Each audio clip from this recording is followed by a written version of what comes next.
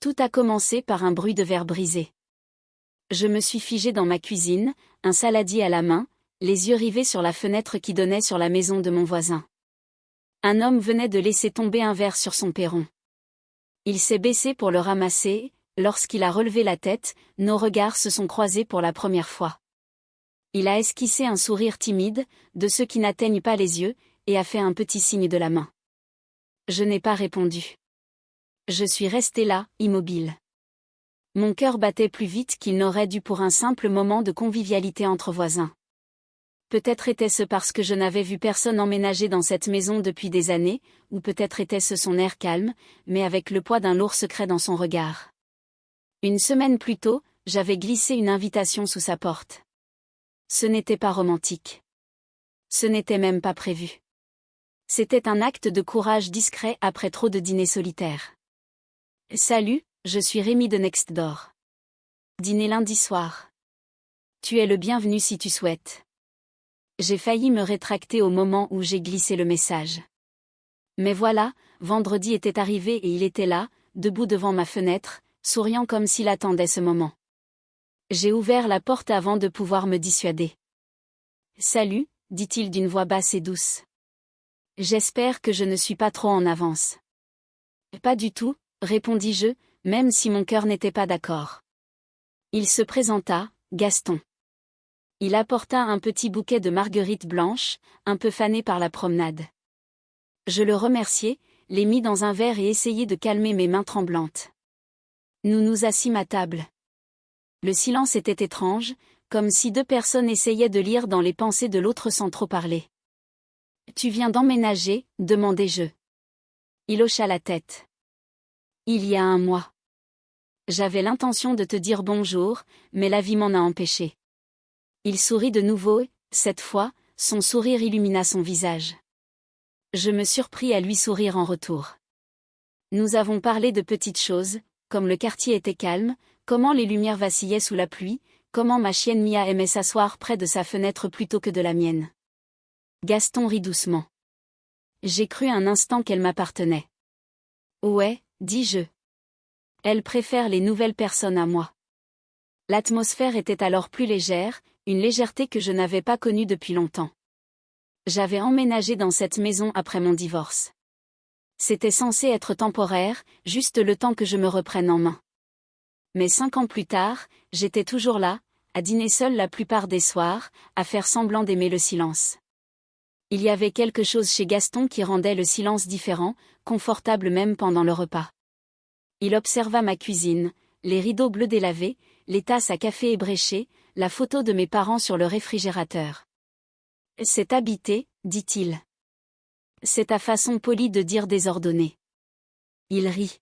« Non, je veux dire authentique, comme si quelqu'un faisait des efforts. » Ces mots touchèrent plus qu'ils n'auraient dû. Effort, c'était exactement ce que je faisais. J'essayais juste de tenir le coup. Après le dîner, je me servis du thé et nous nous assîmes près de la fenêtre. La pluie avait commencé, tambourinant légèrement contre la vitre. Gaston se pencha en arrière, la regardant. « C'est bizarre, dit-il. Je n'étais pas sûr de venir ce soir. » Pourquoi ? Il marqua une pause. Je me suis dit que ce serait étrange d'être assis en face de quelqu'un que j'avais connu. J'écarquillai les yeux.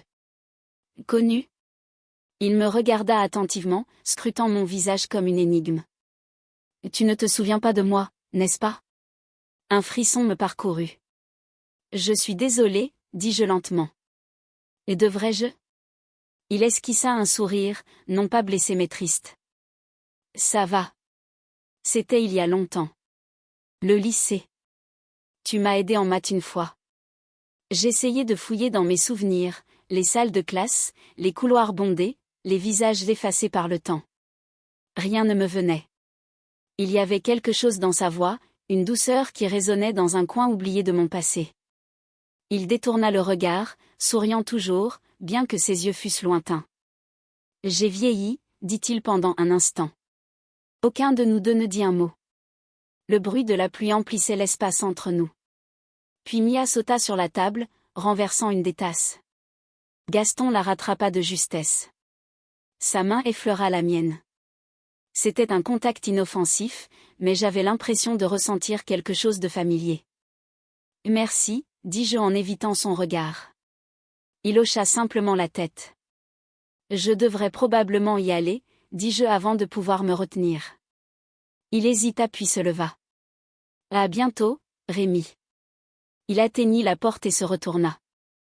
Tu ne te souviens vraiment de rien? Non, murmurai-je. Et devrais-je? Il sourit doucement. Peut-être un jour. Et sur ces mots, il sortit sous la pluie. Lorsque je refermai la porte, je remarquai quelque chose par terre, un petit mot plié. Il avait dû tomber de sa poche. Mes mains tremblaient en le ramassant. Mon nom y figurait, écrit d'une écriture familière. Rémi, au cas où tu ne te souviendrais pas de moi. Je le fixai, le cœur battant la chamade, sachant que l'ouvrir pourrait tout changer. Je n'ouvris pas la lettre tout de suite. J'étais debout dans la cuisine. La pluie continuait de chuchoter dehors, le tic-tac de l'horloge trop fort. Mon nom sur la feuille me semblait familier, écrit à l'encre bleu pâle. Mon cœur me disait d'attendre. La curiosité l'emporta. Une simple page. Salut Rémi. Au cas où tu ne te souviendrais pas de moi, je m'appelle Gaston Ward. Nous étions à l'école ensemble. Tu étais assis à côté de moi en cours de maths, au fond près de la fenêtre. Tu me prêtais tes notes. Je ne t'ai jamais remercié comme j'aurais dû. Je voulais le faire mais je me suis éloignée. Mes mains tremblaient en lisant, ce vieux bâtiment en briques rouges, l'odeur de craie, les bavardages dans le couloir. Soudain, les souvenirs ont commencé à me revenir par bribes, comme de vieux films qui s'emboîtent parfaitement. Gaston Ward, le garçon discret, s'asseyait toujours seul, dessinant dans son cahier quand le professeur ne regardait pas. Je lui demandais souvent de lui emprunter un crayon juste pour le faire parler. Il avait déjà un regard doux, toujours un peu triste, comme s'il portait en lui des histoires que personne d'autre ne pouvait lire. Je me souviens d'un après-midi de printemps. Nous étions tous les deux en retenue pour être arrivés en retard après le déjeuner. La salle était vide, à part nous et l'odeur de peinture fraîche. Je me souviens avoir chuchoté, « Tu ne parles pas beaucoup, n'est-ce pas ?» Il a souri timidement. Je parle quand quelqu'un m'écoute vraiment. C'était la première fois que je l'ai vraiment remarqué. À partir de ce jour, nous avons commencé à nous voir après les cours, parfois à la bibliothèque, parfois sous le grand chêne près du terrain de football. Nous ne parlions pas d'amour ni de projet. Nous parlions simplement de petits morceaux de nos vies, de nos chansons préférées, de nos rêves, de nos plus grandes peurs. Il m'a dit un jour, « Je veux être architecte un jour. J'aime construire des choses qui durent. » Et j'ai dit, « Je veux aider les gens à trouver ce qui perdure en eux. » Je ne savais pas ce que je voulais dire à l'époque, mais maintenant, en lisant sa lettre, la vérité se dégageait. Puis vint la fin de la lettre, je suis partie sans dire au revoir. Mon père a trouvé un emploi dans un autre état et nous avons déménagé du jour au lendemain. Je voulais te dire que je suis même venue chez toi ce soir-là, mais ton frère a dit que tu étais sorti. Alors, j'ai laissé la même lettre dans ta boîte aux lettres. Tu n'as jamais répondu. Peut-être ne l'as-tu jamais reçue ou peut-être m'as-tu oublié. Quoi qu'il en soit, je ne t'ai jamais oublié. Le papier s'est brouillé un instant tandis que les larmes me montaient aux yeux. Je n'avais jamais vu cette lettre auparavant. Je m'en serais souvenu. Cette nuit-là, je me suis assise près de la fenêtre, la lettre sur les genoux. Mon esprit n'arrêtait pas de revenir en arrière, cherchant ce qui manquait. J'ai repensé à cet été-là après le départ de Gaston, à mon ignorance de la raison de sa disparition, à ma conviction qu'il s'en fichait. J'avais eu tort depuis le début. Le lendemain matin, je suis allée me promener. L'air était vif et la rue calme. La lumière de son Porsche était éteinte et sa voiture avait disparu. J'ai presque ressenti un soulagement. Je n'étais pas encore prête à le revoir, mais en revenant plus tard dans l'après-midi, je l'ai vu dehors en train de réparer la clôture entre nos maisons. Il a levé les yeux quand je l'ai appelé. Gaston. Salut, Rémi, dit-il en souriant doucement. J'ai brandi le mot. Tu l'as laissé tomber ? Je sais, dit-il. Je pensais que tu le trouverais peut-être. Tu as déjà laissé quelque chose comme ça, n'est-ce pas ? Il hocha la tête, le regard absent. Oui, mais celui-là ne t'est jamais parvenu. Je pris une lente inspiration. Pourquoi revenir maintenant après tout ce temps? Il s'appuya contre la clôture en s'essuyant les mains. Parce que je pouvais enfin. Ma mère est décédée l'année dernière. Elle a toujours voulu revenir vivre ici. Je me suis dit qu'il était peut-être temps de finir ce que j'avais laissé en suspens. Je le regardais, ne sachant que dire. J'ai commencé à fouiller dans mes souvenirs, un par un. Des photos du lycée, de vieux cahiers, des lettres que j'avais écrites mais jamais envoyées. Et puis, sous une pile de livres, j'ai trouvé une enveloppe décolorée avec mon écriture dessus. À l'intérieur, un morceau de papier plié, jauni et fragile. Un croquis, un arbre, le même chêne derrière le lycée, et en bas, écrit d'une belle écriture, pour Rémi, qui rendait toujours le silence plus supportable. Je suis restée assise là, tenant le papier comme un morceau de mon propre cœur. Pendant toutes ces années, j'ai cru qu'il n'était qu'un garçon disparu sans un mot. Mais c'était lui qui se souciait de moi discrètement, en retrait, et d'une manière ou d'une autre, le destin l'avait ramené à côté. Mon téléphone a vibré, un message d'un numéro inconnu. Le dîner était bon. Rémi, j'espère que ce n'était pas trop bizarre. Il y a encore des choses que je dois te dire si tu es prêt à les entendre. Je fixais l'écran, le vieux dessin tremblant encore dans ma main. Le passé n'en avait pas encore fini avec nous. Je n'aurais jamais cru qu'un samedi après-midi pouvait être aussi lourd. J'étais dans le jardin quand je l'ai vu marcher dans la rue. Gaston. Chaque pas qu'il faisait me faisait battre le cœur plus fort. Il avait l'air le même et pourtant différent, plus grand, plus large, un peu plus marqué par la vie, mais avec les mêmes yeux doux qui avaient hanté mes souvenirs pendant des années. Il s'arrêta au bord de mon jardin. « Et, Rémi, dit-il doucement. » Sa voix était calme, mais elle portait un poids auquel je ne m'attendais pas. « Gaston, dis-je, essayant d'avoir l'air désinvolte, mais mes mains tremblaient sur la truelle. Il sourit légèrement et s'approcha. « Tu as une minute ?» J'acquiesçai en posant la truelle. Il s'avança lentement vers moi comme s'il n'était pas sûr que je le laisserais faire. Le soleil se reflétait sur les feuilles mouillées et tout paraissait plus lumineux et plus net que d'habitude. « Ça fait quoi, 18 ans ?» demanda-t-il. Son regard cherchait dans le mien quelque chose que je ne savais pas nommer. « 18 ans, confirmai-je. » Ma voix était plus basse que je ne l'aurais voulu. Nous restâmes là en silence pendant un moment, laissant les années s'estomper entre nous. Je me souvenais de lui en cours de maths, assis à côté de moi en train de dessiner ce chêne. Je me suis souvenu des après-midi à la bibliothèque, de nos rires discrets, de nos secrets partagés, et je me suis souvenu du vide brutal lorsqu'il est parti sans un mot. « Je ne t'ai jamais oublié, dit-il enfin, brisant le silence. J'ai cligné des yeux, abasourdi. Et Gaston, je croyais que tu étais parti parce que tu t'en fichais. Il secoua la tête. Je voulais te le dire vraiment, mais mon père nous a fait déménager subitement. Quand j'ai essayé, tu étais parti. J'ai même laissé une lettre une fois, mais je suppose qu'elle ne t'est jamais parvenue. J'ai dégluti. Je ne savais pas. Je pensais qu'on m'avait oublié. Il s'est approché plus près. Et jamais. Il y avait quelque chose dans sa façon de le dire, ce n'était pas que des mots, c'était la vérité qui se cachait derrière, les années de désir silencieux qui ne s'étaient jamais estompées. J'aurais voulu le toucher pour combler le vide, la distance, mais quelque chose me retenait. La peur peut-être, ou le souvenir d'une déception. Je ne voulais pas ouvrir mon cœur pour le voir briser à nouveau. « Veux-tu entrer ?» demandai-je à ma propre surprise. Il hésita. J'espérais que tu me le proposerais. À l'intérieur, l'air embaumait le pain frais et une légère odeur de lavande. Je lui offris du thé et nous nous assîmes à table, nos mains effleurant le bord des tasses sans parler au début. L'atmosphère entre nous était chargée de non-dits, d'années passées sans explication. « Te souviens-tu du chêne que j'ai dessiné pour toi ?» demanda-t-il soudain, les yeux illuminés. J'acquiesçai lentement. Je l'ai retrouvé au grenier il y a quelques jours. Je n'arrivais pas à croire que je l'avais encore. Il sourit, un sourire mélancolique aux lèvres. Je l'ai gardé précieusement. Toutes ces années, cela m'a rappelé que quelqu'un m'avait vu, que quelqu'un se souciait de moi. Les larmes me piquèrent les yeux. Je ne savais pas, murmurai-je. J'aurais aimé le savoir. Il tendit la main par-dessus la table et la prit légèrement.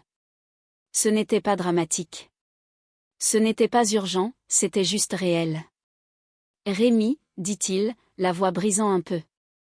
Je voulais te dire quelque chose depuis des années. Quelque chose que je ne pouvais pas te dire à 18 ans. Quelque chose que je n'aurais pas dû dire à l'époque, mais maintenant. Je me penchai en avant, le cœur battant la chamade. Et dis-moi. Il s'arrêta. Ses doigts se resserrèrent autour des miens et la tension dans ses épaules. Je t'ai toujours aimé plus qu'une amie, plus que quiconque. Je pensais juste que tu ne ressentais pas la même chose. Il se pencha légèrement en arrière, plongeant son regard dans le mien. Tu n'es pas obligé de dire quoi que ce soit maintenant. Je voulais juste que tu le saches. J'avalai ma salive. Et Gaston, je crois que j'attendais que tu dises ça depuis longtemps. Il expira lentement, le soulagement se lisant sur son visage. Tu n'imagines pas à quel point j'ai attendu ça? Pendant un instant, nous restâmes assis là, les mains immobiles, les années de silence et d'incompréhension se dissipant dans le bonheur d'être à nouveau ensemble. Puis il baissa les yeux vers la table, fronçant légèrement les sourcils. J'ai trouvé autre chose en rangeant, quelque chose auquel je ne m'attendais pas, je me penchai en avant. Qu'est-ce que c'est?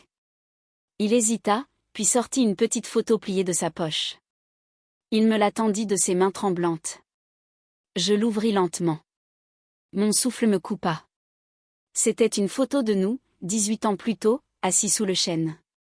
Mais il y avait quelqu'un d'autre à l'arrière-plan, quelqu'un que je ne reconnus pas au premier abord. Qui est-ce? Murmurai-je. Gaston détourna le regard, la mâchoire serrée. Je crois que cela pourrait expliquer pourquoi nous, il y a tant d'années. J'ai fixé la photo, le cœur battant la chamade.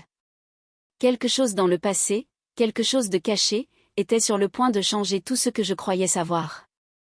J'ai contemplé la photo pendant un long moment. Le chêne se dressait derrière nous comme il y a 18 ans. Et là, juste derrière Gaston, se tenait un garçon que je ne reconnaissais pas. Un garçon avec un appareil photo pointé sur nous, figé à la seconde près. Qui est-ce? Demandai-je doucement. Gaston expira en se frottant la nuque. Il s'appelait Bertrand. Il était mon meilleur ami à l'époque. Nous étions inséparables. Mais cet été-là, quelque chose s'est passé que je n'ai jamais dit à personne. Un froid-poids s'installa. Que veux-tu dire? Il me lança un regard calme mais plein d'émotion. Le père de Bertrand travaillait avec mon père. Quand ma famille a déménagé, Bertrand a cru que je partais à cause de lui. Il m'a fait croire que tu ne voulais plus me parler, que tu m'avais oublié. J'ai cligné des yeux, essayant de comprendre. Tu as laissé un malentendu entre amis décider de toute notre amitié? Je ne voulais pas, dit-il rapidement, presque désespéré. Je t'ai juste cru. Je pensais que tu t'en fichais. Alors, j'ai arrêté d'écrire. Je ne voulais pas te déranger et puis je suis partie. Je n'ai jamais envoyé la lettre que j'avais promise. Je n'ai jamais voulu te faire de mal. Mes mains tremblaient. 18 années de silence. Tout ça à cause d'une erreur, un malentendu, une simple photo. Tu aurais pu me contacter, dis-je doucement. Tu bilobis pu appeler ou m'écrire à nouveau. J'aurais répondu. Il grimaça. Je sais maintenant. Je ne peux pas changer le passé, Rémi, mais je ne peux pas vivre une année de plus à me demander si tu connaissais la vérité. Je baissai les yeux vers la photo à nouveau, nous en train de rire. La joie figée dans ce moment était réelle et pourtant elle avait été volée par le doute et l'incompréhension. Je ne sais pas quoi dire, murmurai-je. J'ai passé des années à penser que tu t'en fichais de moi. Je m'en suis parfois voulu, pensant que je n'étais peut-être pas à la hauteur. Gaston tendit la main par-dessus la table et prit la mienne. Sa main était ferme, rassurante. Rémi, ce n'était pas de ta faute. Tu as toujours été suffisant. C'est juste que je n'ai pas eu le courage d'affronter la vérité. Les larmes que j'avais retenues pendant toutes ces années menaçaient de couler. Pourquoi me dis-tu ça maintenant? Parce que je n'avais pas le choix, répondit-il simplement. J'avais besoin que tu saches la vraie raison de notre séparation et parce que je ne peux plus faire semblant de ne pas tenir à toi. Je tiens à toi, Rémi, plus que je n'ai jamais tenu à personne. La pièce tournait légèrement. Je voulais le prendre dans mes bras, effacer les années de distance d'une simple étreinte, mais la peur murmurait au fond de moi, et si dire oui maintenant ne faisait que me briser le cœur à nouveau? Et Gaston, je ne sais même pas comment faire, avouai-je. Il hocha la tête, lâchant ma main, se levant lentement. Je n'attends rien. Je voulais juste que la vérité entre nous soit enfin claire. Je voulais que tu le saches. Un silence s'installa. Nous étions tous les deux assis, incapables de bouger par le poids des années. La pluie dehors avait cessé, laissant des gouttes scintillantes sur la vitre. La lumière filtrait, mais cela n'avait pas encore chassé les ombres de mon cœur. J'ai besoin de temps, dis-je enfin, ma voix n'était plus qu'un murmure.